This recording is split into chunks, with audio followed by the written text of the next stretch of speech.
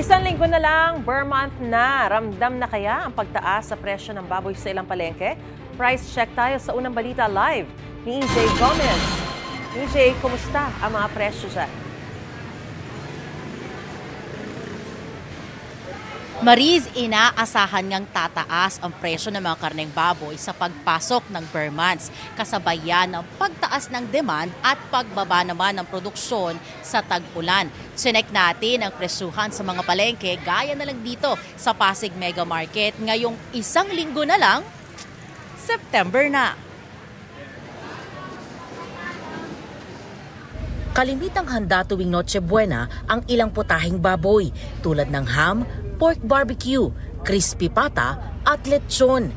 Pero kahit di pa December, basta't pagpasok ng Burr months, nagsisimula ng tumaas ang demand at presyo ng baboy.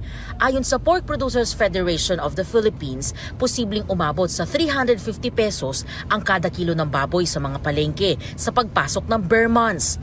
Ang average farm gate price daw kasi ng baboy na 190 pesos kada kilo, maaaring lumobo sa 230 pesos.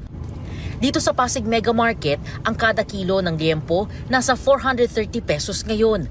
Ang iba't ibang klase ng laman, 370 pesos. Ang ribs, 350 pesos.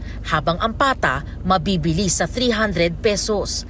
Ayon sa ilang nagtitinda, bumaba ang presyo ng nakukuha nilang baboy mula sa suppliers nito mga nakaraang linggo.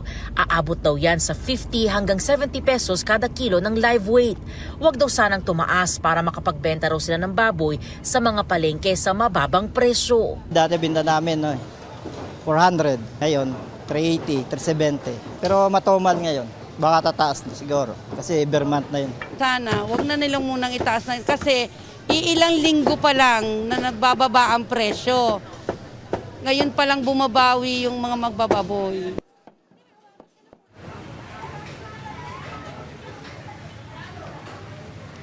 Mariz, ayon sa Pork Producers Federation of the Philippines, isa sa mga rason ng inaasahang pagtaas ng presyo ng baboy sa susunod na buwan ay ang weak production dahil sa patuloy na problema sa African swine fever. Nako, dagdag pa rin daw dyan ang pagkakasakit ng mga baboy tuwing July and August kung kailan nakararanas ng sunod-sunod na pag-uulan ang bansa.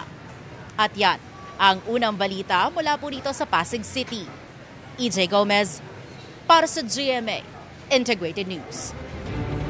Gusto mo bang mauna sa mga balita? Mag-subscribe na sa GMA Integrated News sa YouTube at tumutok sa unang balita.